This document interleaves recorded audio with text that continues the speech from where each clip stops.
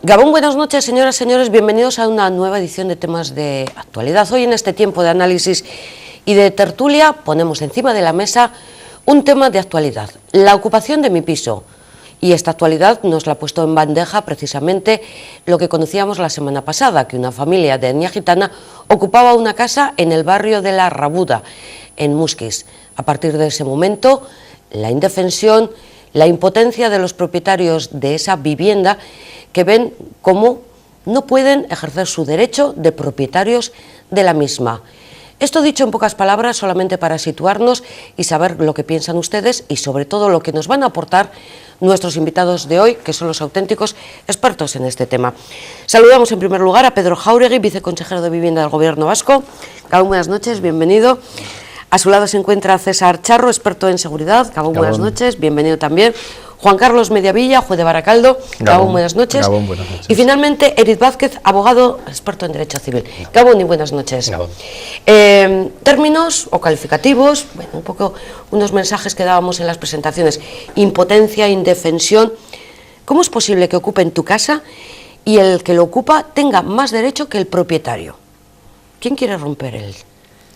No es que tengan más derechos, sino que la ley de primera les ampara hasta que se muestran que la ocupación se hace sin un título que le habilite legalmente. Es decir, lo que se va a examinar una vez que se pone una demanda, una denuncia, es si esa persona que está viviendo en esa casa que es de tu propiedad tiene un título que le habilite, como puede ser un contrato, por ejemplo, de arrendamiento. Si tiene un contrato de arrendamiento en vigor, está facultada para estar en esa casa. Si no tiene ningún contrato, ni es usufructuaria, ni tiene nada que le pueda habilitar, entonces ya la ley pasaría a amparar al propietario, pero tras un procedimiento judicial. Un procedimiento que hablamos de 5 meses por lo menos, pero bueno, vosotros sois, como decía, los expertos. Quiero conocer un poco cuál es el mensaje que dais al ciudadano. César. Y luego... Bueno, yo sé que la ley ampara al que tiene la posesión. Lo que pasa es que creo que aquí es muy importante no tomar la parte por el todo. Es decir, no es lo mismo, en estas épocas de crisis se ha hablado mucho de amparar precisamente a las personas que están en su casa contra los desahucios de los bancos. Pero yo creo que no es lo mismo este caso que el caso de unos señores que se da muy frecuentemente, jubilados, que tienen su piso con vistas a arrendarlo y complementar su pensión, y se les meten unos caraduras, alguien que yo estoy en la frontera de llamarles casi unos delincuentes, no se van, no les pagan, les destrozan el piso. Creo que la ley debe abrir un poco el objetivo para contemplar que no son iguales los poseedores, no deben ser iguales ante la ley. Y yo creo que en este sentido hay ocupas y ocupas. Hay ocupas ideológicos, estamos viendo pues cucuchas, y hay ocupas oportunistas, y tampoco creo que sea el mismo el tratamiento que se les debe dar desde la ley, la judicatura, desde la parte policial. En fin, yo creo que eso es algo que está todavía muy pendiente de complementar. El juez. Bien, pues, y luego el gobierno. Bien, pues, vamos a ver. Yo, empezando por decir que, en primer lugar, no se protege por la ley a los ocupas. No se protege por la ley a ninguna persona que cometa un delito. Lo que ocurre es que tenemos una legislación, sobre todo en el ámbito penal, que es el que estamos hablando en este momento, que es garantista, sumamente garantista, si se me permite la expresión, pero que es garantista. Y eso tiene muchas virtudes, aunque efectivamente también tiene algún inconveniente, digamos, de explicación a la ciudadanía. De momento, todo el mundo es inocente mientras no se demuestre lo contrario. Cuando unas personas entran en una vivienda que no es la suya, hay que acreditar que eso es así. Y eso requiere un procedimiento. Ese procedimiento puede durar un poquito más o un poquito menos. Tampoco tiene por qué durar mucho más. Se habla de 5 meses como mínimo. Bien, pero yo no voy a entrar en esas cuestiones. Hay varios mecanismos entre medias y yo no conozco el caso concreto y no voy a hablar del caso concreto. Hay una medida cautelar que le permite al juez de inmediato adoptar la orden de desalojo de ese inmueble si es que considera que no está para nada acreditado ni de la manera más mínima posible el derecho de esas personas a estar en ese procedimiento. Eso se puede acordar, una medida cautelar de desalojo inmediato, oficiando al efecto a las fuerzas y cuerpos de seguridad, normalmente a la chancha, también podría ocurrir que fuera una policía local, para que se abandone ese inmueble, si los que están dentro de ese inmueble no acreditan su derecho a estar en él. Es decir, si se acredita de una manera indiciariamente sólida que esas personas están cometiendo un delito. Luego, por supuesto, obviamente, uno no está condenado hasta que no hay una sentencia que además sea firme, con lo cual, obviamente, ahí sí nos podemos ir a los 5 meses, y si esperamos hasta ese momento, cosa que también puede ocurrir, pues efectivamente tardaríamos 5 meses en que esa orden de desalojo se acuerde y se materialice. Pero no tiene por qué esperarse a esos 5 meses. De hecho, yo no voy a entrar en casos particulares, pero es una práctica habitual entre los juzgados que en cuanto se recibe una denuncia de este estilo en el ámbito penal, vuelvo a decir, en el ámbito de la instrucción, se oficia a las fuerzas y cuerpos de seguridad para que se personen en ese domicilio, requieran al poseedor, es decir, a la persona que está viviendo, para que les justifique su título, bajo apercibimiento de que si no lo justifican ni siquiera mínimamente en un plazo de 3 días, se procede a su desalojo. Y ese desalojo se puede hacer con carácter previo incluso a la celebración del juicio. Escuchamos la versión del Gobierno y muchas preguntas que se nos están acumulando. Bueno, adelante, Pedro. Sí. El Gobierno vasco, de alguna manera, a quien aquí represento, como se sabe, no tiene competencia en la regulación de los procedimientos, tanto civiles como penales, que son los de aplicación en los casos de ocupación ilegal de una vivienda, y por lo tanto lo único que puedo hacer aquí es mostrar mi opinión respecto a la situación actual, pero nada más allá. Es decir, que nosotros, el Gobierno aquí sufre de vez en cuando, aunque son puntuales, algún suceso de ocupación de alguna vivienda pública, que en un momento determinado pueda estar no ocupada porque ha sido, digamos, cesado su anterior contrato de arrendamiento y está en espera de la adjudicación en arrendamiento a otros nuevos ocupantes, y hemos tenido algún episodio de ocupación que nos vemos obligados, como cualquier hijo de vecino, valga la frase, para acudir también a los tribunales para requerir la entrada en domicilio, como los demás. Sí, eso es, y a partir de ahí comienza un proceso. Va la policía, levanta un acta, le aconseja o no a los propietarios: no hagas nada porque te han cambiado la cerradura. En la mayoría de los casos son cosas de las que se está hablando. O sea, el que va a ocupar una vivienda de estas, la familia que va, la mayoría son de etnia gitana, se conocen muy bien las leyes, saben hasta dónde pueden llegar. Cambian la cerradura, permanecen en la casa para que nadie les puede decir. Incluso hacen una llamada a la policía haciéndose pasar por vecinos y denunciando que hay una ocupación, con lo cual ya las espaldas, eso está pasando, eso lo conoce la gente de la calle y saben que por ahí es por donde están actuando. Bueno, yo creo que lo que estamos diciendo aquí, que no es en absoluto una forma de ponerlo en duda, sino que es muy cierto y muy acertado, pero no es la percepción que tiene la gente de la calle. Y eso lo tenemos que reconocer los que de alguna manera somos interlocutores en todo esto. Yo, por suerte o por desgracia, a mí me toca acudir a desahuciar gente, la semana pasada el último. Y tengo que decir que la mayoría de gente que es desahuciada no es pobre gente que se les arroja de su casa de toda la vida, sino que son estos caraduras. Con lo cual, pues bueno, uno tiene la cosa de que no le causa un gran trauma ético, pero lo que sí es cierto es que la sensación que impera en la sociedad, y yo creo que, fíjate, creo que esto es muy importante tenerlo en cuenta, es la desprotección de ciertos colectivos de personas vulnerables frente a este tipo de gente. Gente que, como tú bien dices, han llegado a controlar los mecanismos de la ley de una forma que se ven favorecidos. Y a veces uno tiende a pensar que hay cierto tipo de personas que tampoco tienen nada que perder, porque nunca se les mete mano. Eso es, como decía entonces, el juez, todo la ley esto, es garantista. que no siempre es cierto, porque hay que decir que no siempre es cierto, es lo que ahora mismo subyace en la sociedad y arroja mucha intranquilidad sobre la ciudadanía. ¿Quién lo quiere coger? Sí, incluso ocurre también incluso con los desahucios por falta de pago, ¿no? Por falta de pago de rentas. Llega el momento que llega la fase de ejecución y nos encontramos con que esas personas que vas a desahuciar no tienen dinero, no tienen dónde reclamar esas rentas o esos destrozos. Entonces, al final, sí que es verdad que no la gente ya nos dejó pobrecitos que les van a desahuciar. No, porque deben unas rentas, están destrozado el piso. Ocurre la mayoría de las veces, muy raro el día que vas a un lanzamiento y es un lanzamiento que te dejan la casa bien. Yo solo he estado en uno. Entonces, bueno. Pero es que eso, la sensación que tiene la gente es, no puedo tener una propiedad que me puedo marchar de vacaciones, sea domicilio habitual o no, no voy a entrar ahí. Que me vaya de vacaciones y que de repente me entren ahí y me quede sin casa. O sea, es que, y una ley que les ampara a ellos y me encuentro yo desprotegido. No, me vas a permitir. Mira, Sí, no. sí. Yo creo que cualquier ciudadano tiene derecho a tener su propiedad privada formada por lo que considere oportuno. ¿Qué ocurre? Que sí es cierto que hay determinados delitos, y yo hablo de los delitos porque creo que la otra problemática es totalmente diferente. Hablo de los delitos, que realmente es lo que genera esa alarma social, pero generan la alarma social muchas veces no por su volumen, por suerte, porque no son muchos. Yo, como delitos de usurpación de bien inmueble, no he tramitado muchos en mi trayectoria. No es tan habitual. Lo que ocurre es que eso hay que contarlo. Sí es cierto que cuando te ocurre una vez, pero yo ahora mismo estoy aquí y mi casa está vacía, obviamente puede ir un ocupa y meterse en mi casa.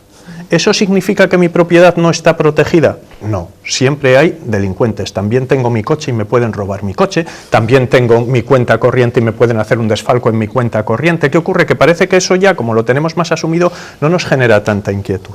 No, la casa y la propiedad privada y la vivienda, obviamente, todo el mundo tiene derecho a tenerlas y todo el mundo las tiene con protección. Ahora, con la protección correspondiente a un procedimiento, en este caso, vuelvo a decir, penal, que tiene unos mecanismos de actuación rápidos, si se quieren utilizar los mecanismos rápidos y si hay motivos para actuarlos rápidos. Pero rápidos es...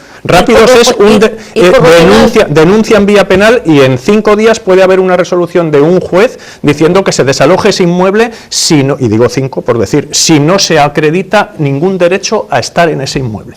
Otra cosa diferente es que ahí voy yo a dar un poco la vuelta a la tortilla. El problema viene cuando lo que ocurre es que yo sí tengo un contrato de arrendamiento, yo soy el propietario y tengo un contrato de arrendamiento con usted, arrendatario. Por eso digo que es diferente, pero que también se puede utilizar. Esa es la explicación de por qué la ley es garantista, porque no es la misma situación la del arrendatario que impaga, pero que permanece en el inmueble y no se va, en cuyo caso tendríamos que ir a una vía civil que tiene sus trámites y que también se ha agilizado a base de modificaciones legislativas que permiten un lanzamiento básicamente inmediato, frente al procedimiento penal, que es otro totalmente diferente. El Tribunal Supremo ha dejado muy claro cuáles son los requisitos del procedimiento penal y los requisitos del delito de usurpación de bien inmueble. Y ante esos requisitos, cuando se dan y se cumplen, obviamente el juzgado de instrucción correspondiente puede actuar de una manera muy inmediata. Hablábamos antes del tema de la Ley Vasca de Vivienda, una ley que se ha aprobado recientemente en el Parlamento Vasco, que de una forma muy genérica viene a decir que todo el mundo tiene derecho a una vivienda. Sí. ¿De qué forma afecta a este caso que nos ocupa, del que estamos hablando? Bueno, vamos a ver. Porque decir que todo el mundo tiene derecho a una vivienda, no sé, si la paga, si la roba... No, estoy exagerando mis intervenciones. La ley consagra el derecho subjetivo a una vivienda digna y adecuada. Dicho esto, también lo dice la Constitución, en su artículo 47. El derecho subjetivo lo que viene de alguna manera a determinar es que, siguiendo un procedimiento regulado, las personas que están en unas determinadas circunstancias con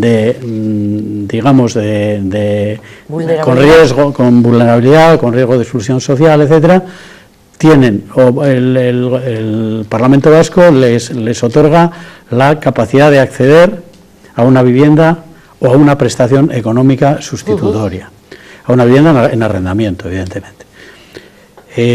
Dicho esto, la capacidad que tiene la Administración de la Comunidad Autónoma de facilitar viviendas en alquiler es, como todo el mundo sabe, limitada, porque tenemos las viviendas que tenemos. Tenemos una necesidad que no atiende o no puede atender a todas las demandas de vivienda en arrendamiento que tenemos, porque además de las personas que puedan acceder vía el derecho subjetivo, están todos los demandantes de vivienda que están inscritos en Etxebide como solicitantes de una vivienda. Y además, los solicitantes de vivienda en régimen de arrendamiento en Etxebide, con motivo de la crisis, han crecido en gran medida en detrimento de los solicitantes en régimen de compra. Antes de la crisis, las solicitudes en compra eran el 80% de las solicitudes y ahora son solamente el 18%, con lo tanto el 82% está en solicitantes de alquiler. El derecho subjetivo lo que viene a decir es que todo el mundo tiene derecho, si no es a una vivienda porque no existe, a una prestación económica.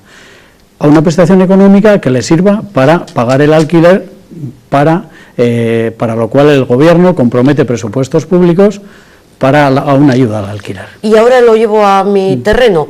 Entonces, cuando dice una familia ocupa, porque bueno, están con bebés, es que no tengo vivienda, no es un argumento que puedan utilizar. Efectivamente. A ver, como digo, como todos los derechos, hay que ejercitarlo en condiciones y están sometidos a una legalidad.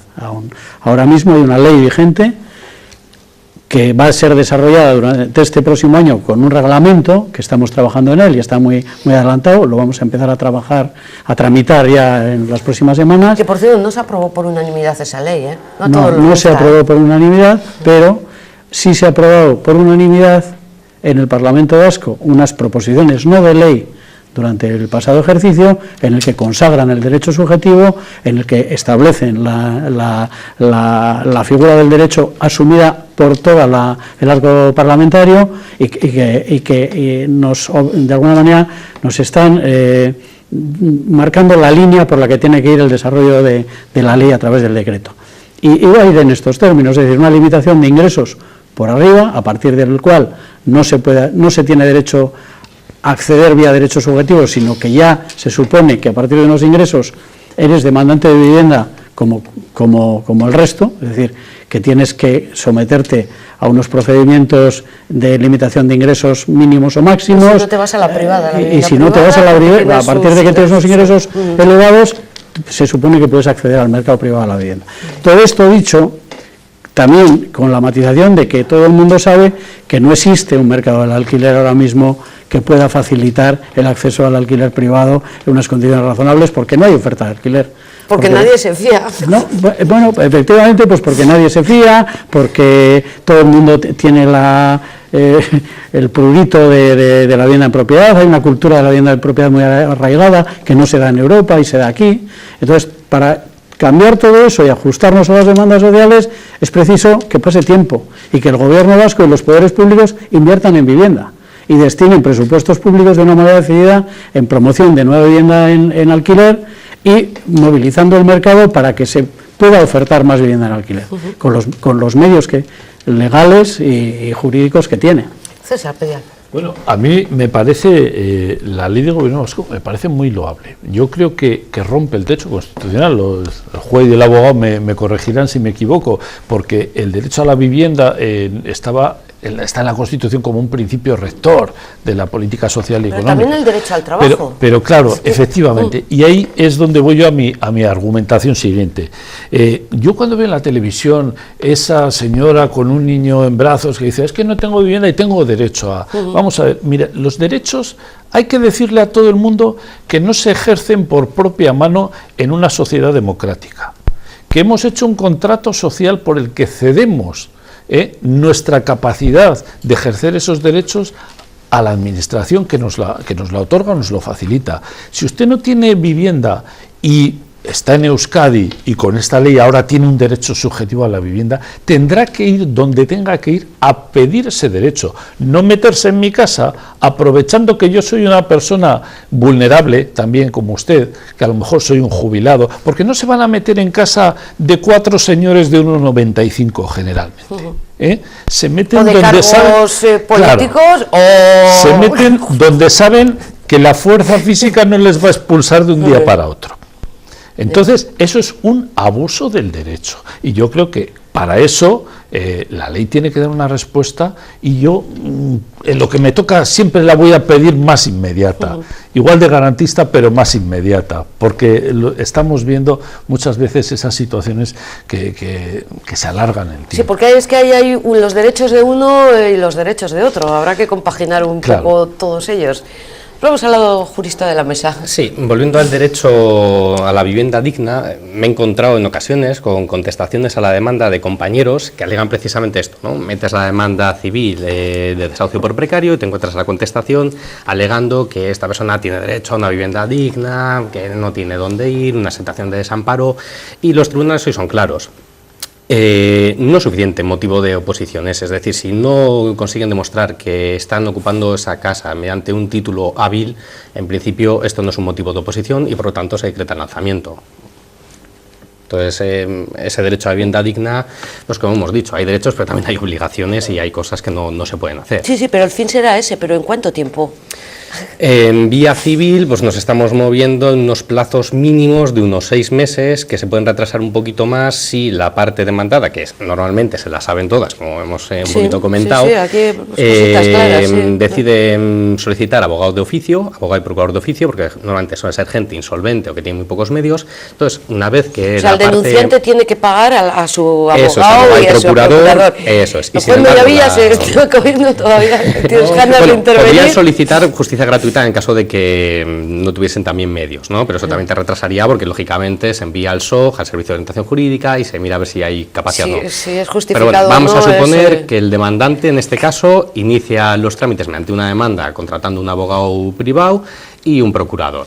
Le llega la demanda a la persona demandada, en este caso al ocupa, y se da de plazo 3 días para que solicite, si desea o si lo estima conveniente, la justicia gratuita. Entonces ahí se paraliza el procedimiento hasta que se decide si es beneficiario o no es beneficiario. No es recomendable ese proceso. Entonces estamos hablando que se puede suspender otros 2-3 meses hasta que la asignan, luego el plazo para contestar a la demanda de 10 días.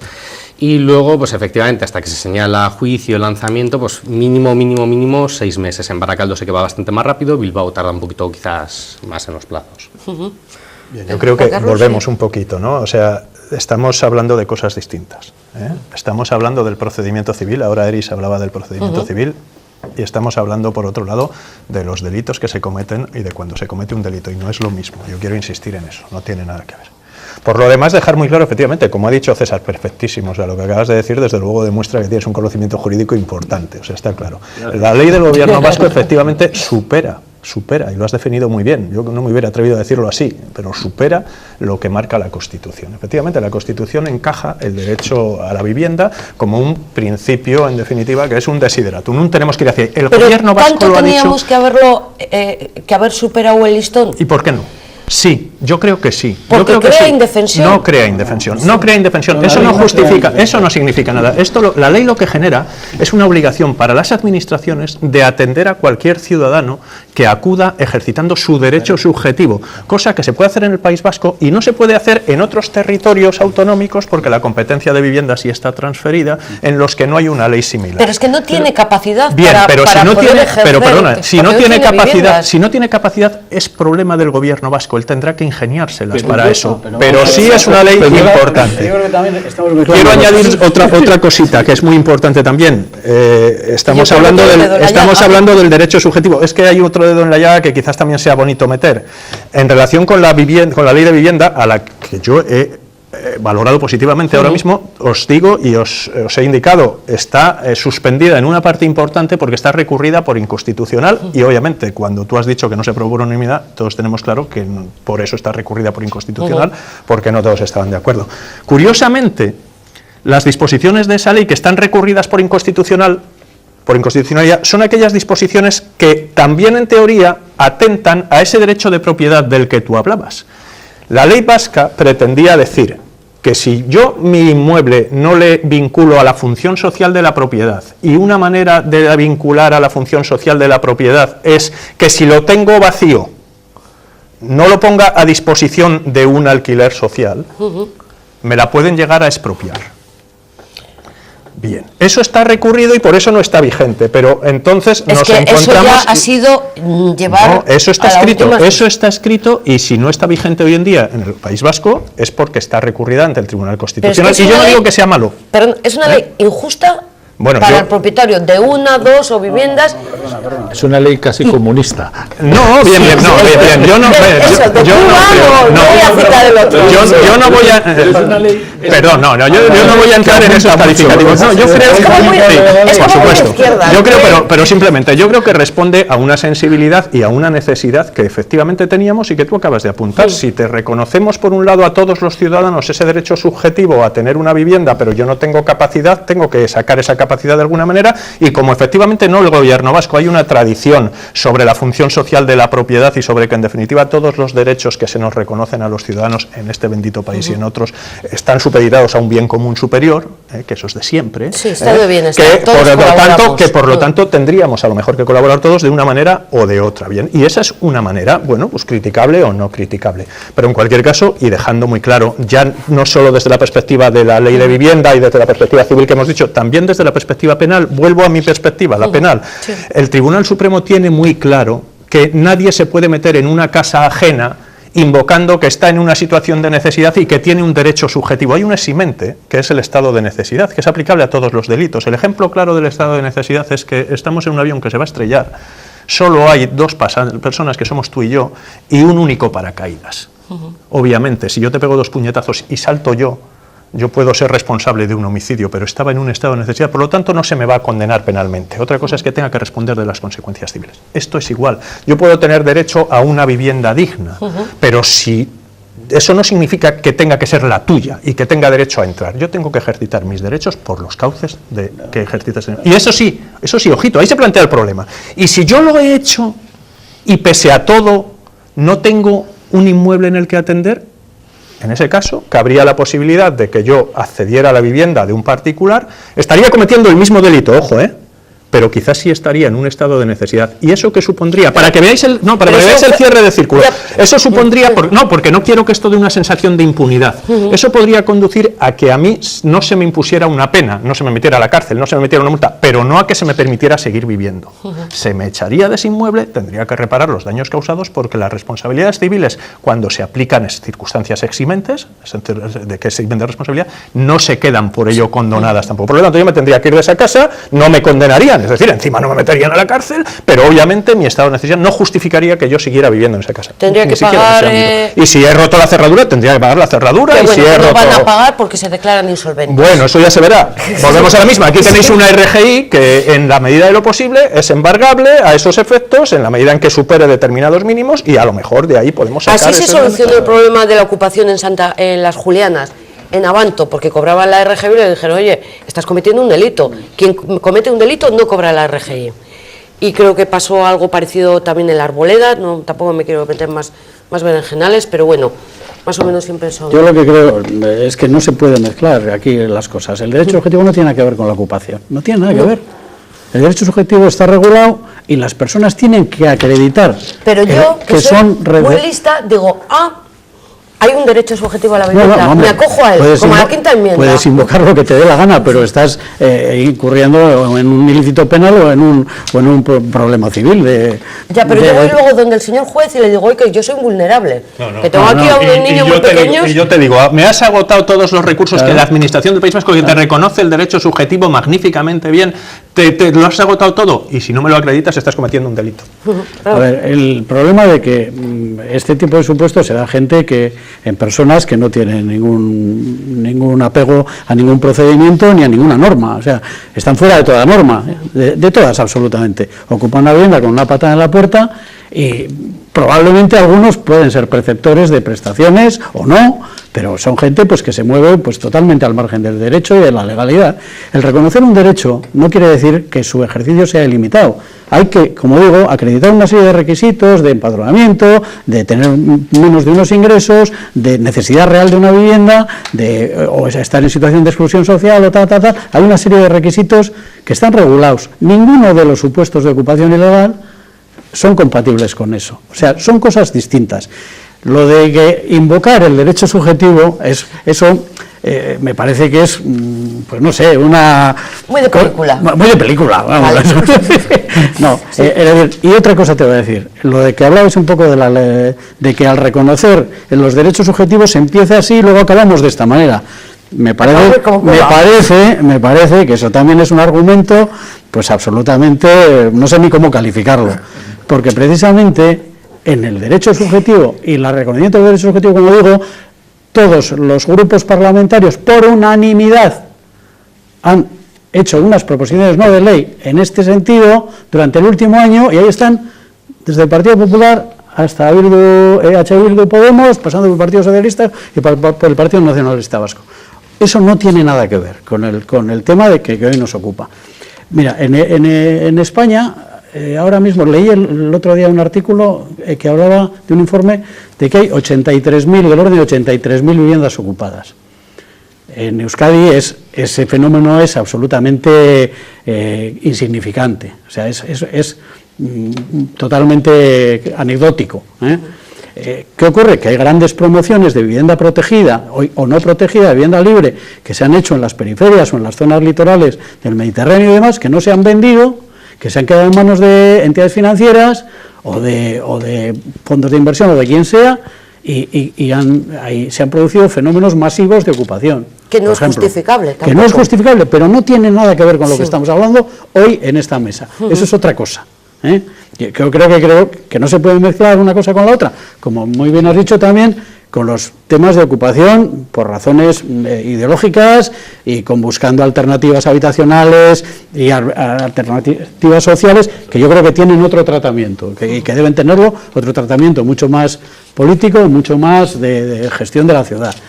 Pero esto es otra cosa, estos son fenómenos, entiendo, puntuales, que nos llevan a situaciones que desde el punto de vista de la opinión pública pues no se entienden, porque evidentemente vamos a resultados como en el caso de las señoras de Muskiz, que son casi de paradigma, ¿no? Decir, mira lo que nos pasa. Claro, pero luego te utilizas como argumento, perdón César, ahora mismo te doy la palabra, es que no es su vivienda habitual. Entonces, y ahí lo dejo. Ya, mira, yo quiero pedir perdón por la frivolidad de antes a nuestro viceconsejero. Yo cuando he dicho que era una ley casi comunista, me refería un poco a eso, a que ojalá tuviéramos todos un derecho subjetivo real y reclamable ante las administraciones a tener nuestra vivienda, y que si no la tuviéramos lo pudiéramos pedir y se nos diera. Ojalá. Claro, esto lo que ha llevado muchas veces es, pues eso, a que haya gente que diga, no, es que como no es su vivienda habitual, a usted le sobra. Oiga, mire, pues para bien o para mal vivimos en el sistema en que vivimos, de propiedad privada, capitalista, si lo queremos calificar así, pero que al final el derecho subjetivo de una persona que se ha pagado 2 viviendas o 3 o 14 es a tenerlas como él estime por conveniente. Lógicamente puede parecernos una inmoralidad, porque al final efectivamente la propiedad tiene una función social que debemos compartir. Yo creo que todos compartimos en esta mesa. Pero la ley está como está, y a mí efectivamente lo que creo que hemos hecho muy bien ahora es deslindar ese tipo de promociones de vivienda, de ocupaciones, porque no es lo mismo. No es lo mismo 2 bloques o 14 bloques ahí en el Mediterráneo perdidos, que son de unas promociones de un banco que no le interesan ya para nada, a que se te metan en casa de una señora de 70 años. No es lo mismo ni parecido. Y afortunadamente esto último aquí pasa muy poco. Pero claro, cuando pasa suscita una alarma social importante, que creo que es labor también de los medios de comunicación hacer lo que estamos haciendo hoy. Por eso lo estamos tratando, porque educar, es que aunque sea residual, informar. Claro. O sea, vuelvo un poco al principio de la presentación, creo una sensación de indefensión, pero mira, yo siempre de sentido digo, de que el estado de bienestar lo colaboramos siempre los mismos, entonces todos tenemos que colaborar, sí, de acuerdo, pero... Yo siempre digo, yo me dedico a la seguridad, y digo que la seguridad no es un concepto, es una impresión, es una sensación, y muchas veces pasa una cosa en mucho tiempo y crea una sensación de inseguridad, de alarma social importantísima. Entonces, aquí estamos nosotros hoy para desmitificar esto, para decir que no es algo habitual y para decir que hay mecanismos de corrección. Yo creo que es importante. Y que a lo mejor convendría cambiar las leyes, porque siempre dicen los políticos, no, en caliente no conviene cambiar las leyes. Todavía no estamos en caliente, estamos en preaviso. Entonces, a lo mejor podría ser el momento. Eriz, Juan Carlos. No, yo hacer una pequeña matización. coincido plenamente con César, lo que dice, que bueno, que es verdad que hay alarma social cuando ocurre quizás un asunto y sale en portada en primera plana. Realmente, si se compara los asuntos de ocupación en el País Vasco con lo que ocurre en Barcelona o en Madrid, o sea, en Cataluña y Madrid, es algo muy residual. De hecho, mirando un poquito por internet, buceando por internet, he encontrado titulares que dicen que los ocupas cuestan 21,4 millones de euros al año a los propietarios de Barcelona y Madrid. Y aquí solo se valora quizás la oportunidad de negocio de segundos pisos o segundas viviendas que por estar ocupadas se dejan de estar en alquiler. Es decir, como tengo unos ocupas metidos ahí durante X meses hasta que les echo, esa vivienda podría estar alquilada yo cobrando 800 euros o 1.000 de alquiler, y eso es una oportunidad de negocio perdida. Pero ya no solo eso, yo a esta cantidad le sumaría también los gastos de abogado, procurador, cerrajero. O sea, lo que pasa es que cuando ocurre, pues salta como en primera plana. Yo, honestamente, en este tema tampoco acierto exactamente. Yo creo que hemos... A ver, vamos a distinguir de nuevo, ¿no? Vamos a distinguir, yo creo que es muy importante distinguir el ámbito civil y el ámbito penal. En el ámbito civil hemos tenido un problema muy gordo con este tema, con el tema famoso de los lanzamientos y de los desahucios judiciales por impago. Ahora, yo creo que se han ido modificando las leyes, nunca lo suficiente, sin ninguna duda, y nunca al ritmo adecuado, también sin ninguna duda, pero creo que la situación que tenemos ahora pues es razonablemente mejor que la que teníamos antes. Creo que el Tribunal de Justicia de la Unión Europea ha dado pasos enormes, eso sí que han sido enormes, de cara a la regularización de esta situación, y ahora hay muchas cosas que plantearse en relación con estas hipotecas que han generado desahucios por impago de hipoteca en años pasados, y que ahora nos estamos dando cuenta de que todo era nulo. Todo era abusivo, todo, desde el interés, que era lo que se decía, hasta la cláusula de vencimiento anticipado, hasta la cláusula, todo. Algunos lo veían venir y es así, pero eso es muy importante, y habrá que ver qué consecuencias extraemos de cara al futuro y cómo canalizamos eso para el pasado, que es... Vamos, yo no soy capaz de imaginarlo, pero en ese tema yo creo que siempre podría haber alguna, pero yo creo que la vía de la jurisprudencia europea nos está marcando un camino muy importante que hace que ahora mismo estemos en una situación muchísimo mejor que la de antes. Desde el ámbito penal, yo honestamente no acierto a ver cómo se puede mejorar la legislación actualmente vigente. Vuelvo a decir, el que entra en una casa sin tener derecho a ella y permanece en ella es un delincuente. Y está previsto un procedimiento que se ha agilizado de una manera, incluso, es muy curioso. Pero es que el tema. En Reino Unido la ocupación es un delito. ¿Y aquí? Y aquí es falta. No, delito leve, pero delito leve con una pena que excede del margen del delito leve. ¿Y que qué permite? Permite que se enjuicie de una manera mucho más rápida porque la tramitación procesal es menor. Pero yo siempre había oído que todos estos temas de ocupas, y lo digo por los propietarios, que lo lleven por lo civil, no por lo penal. Ahora no, son ahora cosas, entiendo... volvemos a la misma, son cosas distintas. Una cosa es, lo que pasa es que llamamos ocupas a todo el mundo, y no, ocupa es solo, en mi opinión, el que da la patada en la puerta sin tener ningún derecho para entrar en esa vivienda y pretende quedarse en ella, ni siquiera lo es. El que da la patada en la puerta porque no tiene dónde dormir esa noche y lo único que quiere es dormir esa noche y a la mañana siguiente se va a ir. Esa es otra cosa, sí. Pero no es un ocupa. El que quiere quedarse con tu casa, el que ha pagado un alquiler y ha dejado de pagarlo y entonces está allí, pero tenía un contrato, ese no es un ocupa, no, pero le llamamos ocupa. Estamos hablando de el que no ha pagado entonces el sí. colectivo del que hablamos es mucho más pequeño de lo que hablamos. Son muy pocos los casos, en ese sentido tampoco creo que sea bueno generar una imagen de todo lo contrario. Y ojo, se protege igual, y ahí sí que lo quiero decir, en este ámbito se protege igual a la gran promoción del sur o del Mediterráneo, que también está desocupada y en la que se da una patada y se entra, que la casa de la viejecita de aquí, que también está desocupada y se da una patada y se entra, siempre que no esté ella dentro. Entonces ya hablamos de otro tipo de delitos, pero en la misma situación se protege lo mismo la propiedad, por lo tanto la propiedad está protegida, y desde el punto de vista del Código Penal, vuelvo a decir, se ha hecho un encaje de bolillos un poco extraño jurídicamente hablando, que hace que se tramite como un juicio por delito leve, lo que antes era un juicio de falta, sí. Pero la pena es más grave. Y entonces nos permite celebrar el juicio. De hecho, yo os lo voy a poner claro, yo en mi juzgado llevamos poquito tiempo, haber tenido 3 juicios desde la reforma del Código Penal de 2015, 3 juicios por delito leve de este caso, para que veamos de qué volumen estamos hablando. En 2 años, 3. Entiendo que han acabado y se han celebrado, bueno, o se ha devuelto antes, y se han celebrado en menos de un mes vista. Sí, con sentencia, y en su caso, pero Baracaldo él estaba hablando del tema civil, del otro tema, del tema de desahucio civil. Yo te hablo del tema penal, que da más margen para esa celeridad, y la ley, el Código Penal y la ley de enjuiciamiento criminal han permitido, además, con un encaje de bolillos extraño, porque es curioso, yo estoy poniendo en ese juicio, yo puedo poner una pena que excede de lo que yo puedo poner por otros delitos. Si tú pegas a otra persona, yo como mucho te puedo poner una multa de hasta 3 meses multa, es decir, vamos, hasta 3 meses multa. Sin embargo, yo en este delito, si tú ocupas el inmueble, te puedo poner una multa que va de 3 a 6. O sea, si por ejemplo soy un reincidente. Da igual que sea reincidente, da igual que sea reincidente, da igual que sea reincidente, solo tendré en cuenta al ponerte la sentencia, a lo mejor en vez de ponerte 3 meses te pondré 6. Pero mi abanico va de 3 a 6, cosa que no se permite en el resto de los casos. En el resto de los casos nos iríamos a un procedimiento por delito menos grave o por delito grave, que es más lento, más farragoso y que dura más. Tú mañana te llevas de un establecimiento comercial de cualquier sitio de aquí, una cosa que vale 405 euros y te metes en un procedimiento penal que seguramente, salvo que se lleve por juicio rápido, seguramente no te va a durar menos de 3 o 4 meses.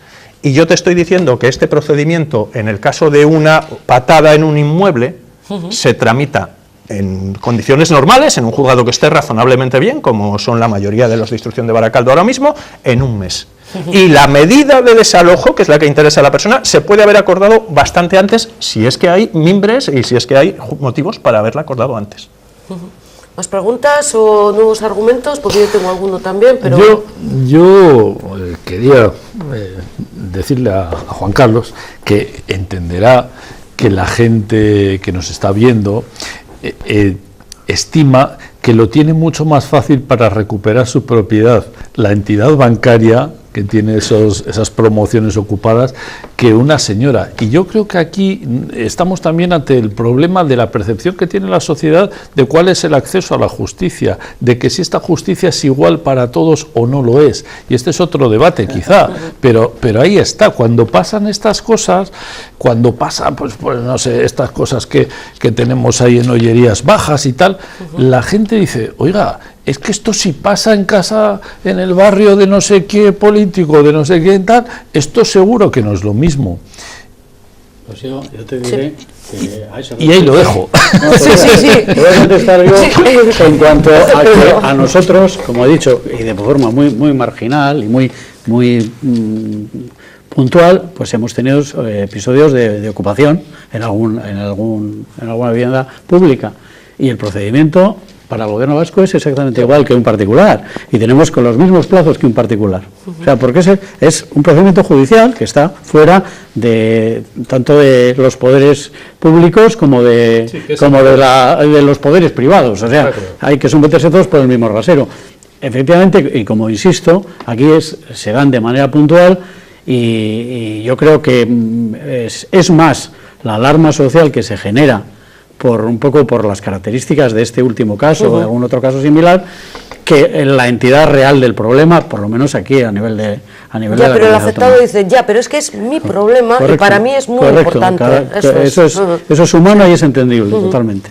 Para eso no hay discusión, sí, obviamente. Sí, no, y además la gente de los alrededores lo amplía, dice, no solamente es que hayan ocupado una vivienda, que hayan sacado a la calle los enseres propios de los propietarios de esa vivienda, sino un ambiente que cambia, o sea, un mal ambiente que se pueda generar en el barrio. Y los destrozos que se te pueden generar en la vivienda, y etcétera. Pero volvemos a la misma. No es diferente a lo que ocurre con otro tipo de delitos. Estamos ante un presunto delito. En la medida en que estemos ante un presunto delito, todo eso va unido. Si de repente en la zona en la que cualquiera de nosotros vive empieza a haber agresiones sexuales de una manera, no sé si más habitual de lo normal o parece que sí, obviamente todos nos sentimos de otra manera, todos miramos diferente al que nos cruzamos con él, todos miramos diferente. Si empieza a haber más robos en coches de los necesarios, pues cuando yo llegue el coche y le aparque a las 10 de la noche, pues voy a mirar a ver quién hay por allí. Entonces todo genera una desconfianza hacia el del lado, un mal ambiente obviamente que se trasluce, pero es porque estamos hablando, volvemos a la misma, de delito. Cuando hablamos de delito estamos hablando de una persona presuntamente delincuente, que luego en su caso es delincuente condenado ya, y evidentemente los delincuentes pues en esta sociedad no tienen sitio. Se pueden reinsertar y estamos todos encantados de que se reinserten, pero si no se reinsertan no tienen sitio y obviamente generan mal ambiente y son mal recibidos por el resto de la ciudadanía, es lógico. Pero lanzo ya la última de las preguntas, sería, ¿no nos quedaríamos todos los ciudadanos más tranquilos con una modificación de la ley? Que algo ha salido aquí en esta mesa. Cuando ha habido, pues, más agresiones, se ha cambiado, de género quiero decir, se ha cambiado la ley. Modifiquemos esta ley, o digamos a los políticos que modifiquen esta ley para que sea más garantista con el propietario. Hay una cuestión que además... Y que dé tranquilidad, o sea... hay el principio de la garantía de inviolabilidad del domicilio, que es un principio instaurado y establecido y inequívoco, diría yo, y admitido universalmente. Ese es el límite que hay que poner para cualquier tipo de ensayo de modificación legal. Es decir, tenemos unas garantías jurídicas de un Estado de Derecho moderno y avanzado que no podemos tirar para atrás. Es decir, hay un límite, es una línea muy delgada en el que probablemente puedan hacerse ajustes, pienso yo, y sin ser experto en procedimiento. El debate entre la seguridad y la libertad. Claro, pero por eso digo que en cuanto nos... yo ojo con eso porque ahí es muy delicado. Es muy delicado. Cuando los políticos... Ahí prefiero escuchar la opinión de los... Sí, los vamos a escuchar ahora, pero cuando los políticos quieren... o sea, aquí mismo en el Parlamento Vasco he oído un grupo político, podría decir hasta el nombre del partido y del parlamentario, que dice: hay que regularizar el tema de los pisos turísticos, porque esto se va a desmadrar. Entonces, si tan importante es legalizar el tema de los pisos turísticos, ¿esto no es importante también mejorarlo desde un punto de vista legal y judicial? Pero yo creo que son temas distintos. Son diferentes. Son diferentes porque obviamente hay realidades sociales que se pueden regular, pero siempre, es que yo creo, volvemos al principio, hay que distinguir entre lo delictivo y lo no delictivo. Yo es que creo que eso es clave. Lo que estamos hablando de los pisos turísticos, en principio no es delictivo. Habrá que hacer una regulación administrativa si se quiere, desde la perspectiva de la protección al consumidor o de lo que se quiera. Y cada uno verá. Pero no porque no nos preocupa como delito. No. Y como delito, yo creo que nosotros este tema está razonablemente bien regulado. Ojito al legislar en materia penal en caliente, sí, es verdad, en caliente. Y ojito también, porque también hay que tener en cuenta una cosa: tenemos unas leyes penales razonablemente buenas, que la mayoría de las veces no requieren modificaciones legislativas, sino sí modificaciones en los criterios interpretativos y o de aplicación. Ahora hay otro tema muy candente. Y no quiero abrir tampoco una espita, el famoso tema con los pobres ciclistas que estamos sufriendo una avalancha de, bueno, pues de siniestros. Bien, yo no creo que sea necesaria una modificación legislativa, pero sí es verdad que se puede cambiar un poco el criterio y se puede interpretar si alguien que conduce bajo los efectos del alcohol o de las drogas está cometiendo un homicidio por imprudencia, que es una cosa, o un homicidio doloso por dolo eventual, que es otra. Y no hay que cambiar la ley, lo que ocurre es que encajamos en un sitio o en otro. Ahora, ojo también, porque luego eso, las consecuencias que puede traer son las que traen, pero a lo mejor no es necesario modificar la ley. Y en esto igual, yo vuelvo a la misma. Yo creo que la protección que se da aquí al propietario es una protección razonable frente al delito, la misma que se da a cualquier otro propietario frente al delito. Cuando a ti te roban el coche, pues también te encuentras en la misma situación. Bueno, pues puedo entender que todos queramos que en el derecho penal reaccionemos de una manera más rápida y todo sea más rápido, siempre. Y por supuesto, cuando yo siempre digo, tú antes decías que todo el ciudadano decía que sí, pero que llega tarde y que para cada uno es su asunto más importante. Yo siempre he dicho una cosa de los jueces: tenemos un gran mérito, y es que como normalmente en los juicios hay dos partes, normalmente a una de las dos la dejamos segura descontenta, pero es que además tenemos la gran virtud de que somos capaces de dejar a los dos descontentos. A los dos contentos imposible, porque el que tiene derecho desde el primer momento considera que ya ha perdido mucho tiempo en llegar, y además lo que hablábamos antes, los costes que le supone llegar ahí. Vaya responsabilidad. Y el otro, ¿no? Bueno, pues ese espacio estamos.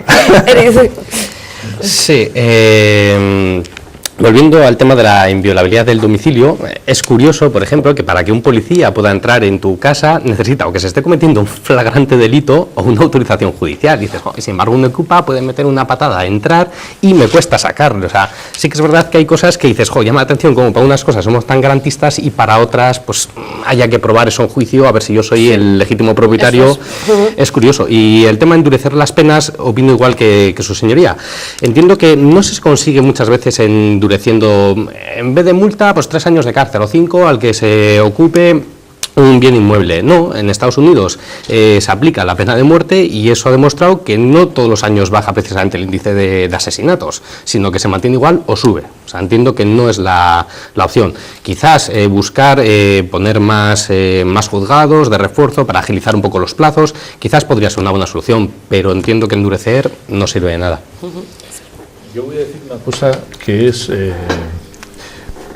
algo que yo creo que está en la mente de toda la gente. Yo creo que hay que humanizar la justicia. Yo creo que cuando una persona va a un juzgado siendo víctima de un delito, u otros peores, debe ser tratada de una forma menos fría de lo que es habitualmente. Por otro lado, hay una cosa que me preocupa en esto. Mirad, os voy a poner un ejemplo. Cuando Correos empezó a tener mucha tardanza en los repartos de cartas, surgieron empresas que te lo hacían en 24 horas. Ahora están surgiendo empresas que te recuperan de una forma que a mí, como policía, me preocupa mucho. Porque es muy fácil recurrir a una banda de exboxeadores para que cojan al señor ese del cuello y lo saquen. ¿Hay empresas de esas en Euskadi? No me voy a pronunciar. Ojo con eso, porque nos podemos meter en un lío. Claro. Entonces, a mí esto de tomarse la justicia por su mano me parece un recurso fácil y que cuando se utiliza este argumentario de es que a mí la ley no me protege, que ya estamos viendo que no es así realmente, la gente tiende a recurrir a esto. Y es que yo ya este tipo de empresas, entre comillas, los he visto anunciados y los he visto en programas de televisión yo lo he visto comentando las virtudes que tiene recurrir a ellos. Y ojo, porque estamos contestando a un delito con otro delito.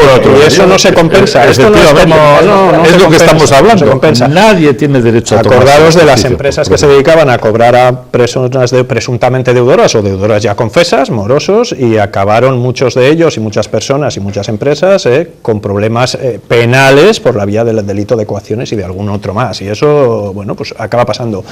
El camino es uno. Pero eso nos gusta, ¿y negociar con los ocupas? Mucha gente está optando por esa vía. Yo creo que con quien delinque no se debe negociar. No se puede hacer un chantaje, al final. O sea, negociar con un ocupa no es un delito. No. Bueno, no, depende, como todo. Si luego el acuerdo al que llegas con él, claro, es totalmente libre. Claro, lo que pasa es que muy libre no es desde el momento que estás en una situación de presión.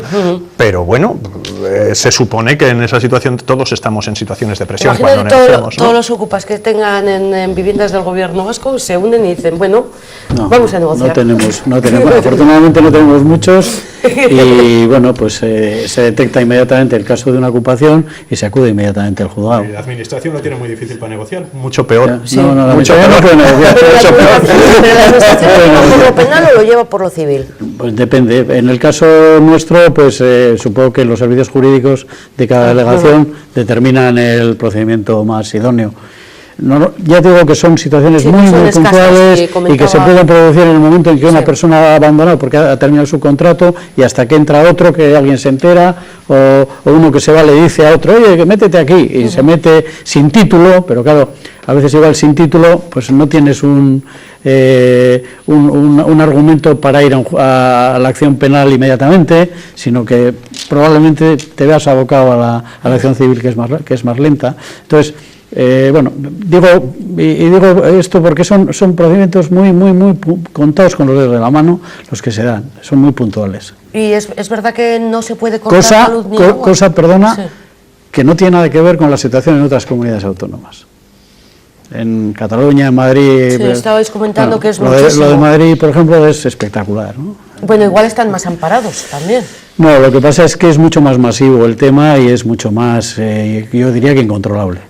Y el Código Penal es el mismo en todas Finalidad partes. mucho El mayor. Código Penal es el mismo en todas partes. La Ley Vasca de Vivienda pues es una ley avanzada, avanzadísima, obviamente, y no la hay en todas partes. Pero es que si hablamos de la patada en la puerta para entrar a vivir, volvemos a la misma. Es Código Penal y ese es común en todas partes. A mí eso me Sí que recuerda no a hemos vuelto Corcuera. loja. Claro, obviamente. Lo que ocurre es que volvíamos a eso. Cuando se dice un policía solo puede entrar en caso de delito flagrante y si no, con autorización judicial. Ya, pero es que estos señores son delincuentes. Es que no tiene nada que ver. Es que yo también puedo embargarle el sueldo a una persona, o puedo embargarle el inmueble, o puedo embargarle sus bienes. Pero si tú se los robas, no les estás embargando.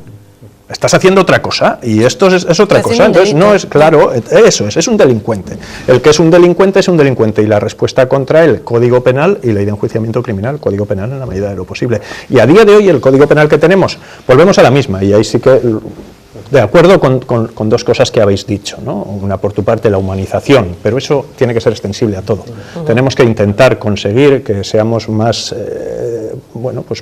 más seres humanos con los que son como nosotros seres humanos. Hay veces que ver gente detrás del mostrador nos genera ya un rechazo, ¿no? Esa gente viene allí por necesidad, no viene por placer. Yo siempre he dicho que desde luego si un día tengo la mañana libre y me apetece pasármelo bien, no voy al juzgado. Entonces, cuando vienes allí es porque tienes un problema y tenemos que ser todos sensibles ante eso. Procuramos hacerlo y a veces se consigue y a veces pues no lo conseguimos con tanta bien. Y luego lo que tú has dicho también, falta de medios. Necesitamos más medios. Vosotros no sois competentes para crear juzgados. El gobierno vasco no. Esto es competencia del Ministerio de Justicia. Lo bueno sería que tuviéramos más juzgados. ¿Para qué? Para que esto que yo te estoy diciendo que ocurre en juzgados como los de Baracaldo en general, que es que si hoy entra una denuncia, el juicio se celebra, si es un juicio por delito leve, dentro de un mes. Eso puede ocurrir también en otros territorios. Obviamente en Cataluña una denuncia que entra hoy se ve en un juicio dentro de un año. Sí. Y en el propio partido judicial de Baracaldo, determinados juicios, sobre todo en el ámbito penal, tardan en verse un año. Claro, eso es una sensación de impunidad para el delincuente o presunto delincuente que puede estar, a lo mejor si no se adopta una medida cautelar previa, puede estar en esa situación beneficiosa para él durante mucho tiempo, pero eso depende de los medios. Pero no es un tema legal. No veo dónde podemos modificar la ley, honestamente, para mejorarlo. Creo que la mejora va por otro día. Eso es otro aspecto, digamos, más laboral o más del Estado. Medios. En definitiva, más jueces, más instalaciones. Lanzaba una pregunta al aire que sirva ya un poco como despedida. ¿Por qué dicen que no se debe cortar la luz y el agua ni cambiar la cerradura cuando tu vivienda es ocupada? Pues por lo mismo. Porque lo que acabamos de decir de las empresas, estamos respondiendo a un delito con otro delito. Vale, me quedo con ese dato. Último argumento también, o última... Sí, volviendo a la pregunta que acabas de hacer, es la primera pregunta siempre que te hace un cliente cuando te viene al despacho. Sí. Entonces, pues le corto el agua, le corto la luz y así consigo que se vaya. Digo, no puedes hacer eso. ¿Por qué no?